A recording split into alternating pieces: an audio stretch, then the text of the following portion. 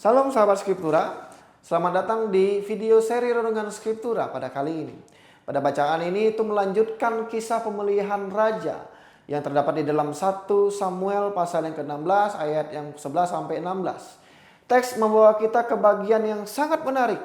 Setelah semua anak Isai diperhadapkan, ternyata masih ada satu yang tertinggal. Kita akan berfokus pada 3 kata kunci dari bahasa Ibrani, lalu akan melihat bagaimana Tuhan bekerja bukan hanya di dalam perihal pemilihan Daud, tetapi juga di dalam perubahan besar yang terjadi setelahnya. Dan kita akan masuk dalam kata kunci yang pertama, yaitu ada hakatan, yang artinya yang paling kecil. Di ayat yang ke-11, Isai berkata bahwa anaknya yang bungsu itu masih ada, tetapi sedang menggembalakan kambing domba. Nah, kata yang paling kecil itu diterjemahkan dari hakatan, yang artinya kecil, muda, dan tidak diperhitungkan. Nah, di dalam teks ini dengan jelas menggambarkan sosok Daud yang menjadi peran di keluarganya. Ia tidak diundang datang sejak awal, tidak dipandang bersama saudara-saudaranya, dan dianggap belum layak untuk hadir. Dan kita akan langsung masuk ke dalam kata kunci yang kedua, yaitu ada masyah, yang artinya mengurapi. Di ayat yang ke-13, Samuel mengambil tanduk berisi minyak dan mengurapi Daud. Lalu kata Ibrani masyah berarti mengurapi, yang menandakan pemisahan khusus untuk suatu tugas dari Tuhan. Pengurapan ini dilakukan di tengah-tengah saudara-saudaranya. Teks ini tidak mencatat adanya sorak-sorai ataupun pengakuan rohani. Yang ditekankan bukan reaksi manusia, melainkan tindakan Tuhan yang menetapkan Daud untuk peran yang akan dijalaninya. Dan kita akan langsung masuk ke dalam kata kunci yang ketiga, yaitu ada ra'ah, yang artinya roh atau nafas. Di ayat yang ke-13 tertulis bahwa ruah Tuhan berkuasa atas Daud sejak hari itu dan seterusnya. Ruah itu menunjukkan pada nafas kehidupan, kuasa yang menggerakkan, dan kehadiran Tuhan yang sungguh nyata.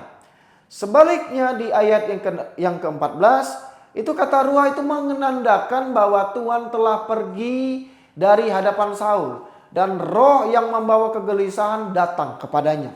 Teks ini menunjukkan perubahan besar. Ruah yang sama berasal dari Tuhan membawa dampak yang sangat-sangat berbeda, sesuai dengan konteks kehidupan setiap individu. Nah, refleksi singkat dari bacaan ini di dalam 3 kata kunci, yaitu hakatan, masyah, dan ruah. Teks ini menegaskan bahwa pekerjaan Tuhan seringkali dimuat dari tempat yang tidak dianggap penting bagi manusia. Daud dipanggil dari ladang, bukan dari ruang pertemuan. Ia diurapi bukan karena posisinya, tetapi karena pilihan langsung dari Tuhan. Dan setelah masyah dilakukan, ruah Tuhan menyertainya secara nyata. Pada saat yang sama, Saul mengalami kehilangan kehadiran ruah atau roh Tuhan, dan kehidupannya menjadi gelisah.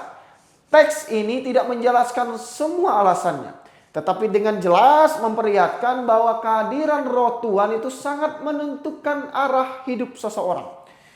Teks ini mengajak kita untuk melihat bahwa yang dipilih oleh Tuhan bukan hanya yang terlihat besar atau kecil. Yang utama adalah bagaimana Tuhan memanggil, bagaimana Tuhan mengurapi dan menyertai melalui rohnya. Kiranya kita belajar menyadari lebih peka lagi ketika Tuhan bekerja dari tempat yang tidak pernah kita duga. Dan apa yang Tuhan Yesus berikan kepada kita harus siap menerimanya dengan hati yang penuh. Terima kasih sudah menyimak seri Renungan Skriptura pada video kali ini. Sampai jumpa di video yang selanjutnya. Tuhan Yesus memberkati.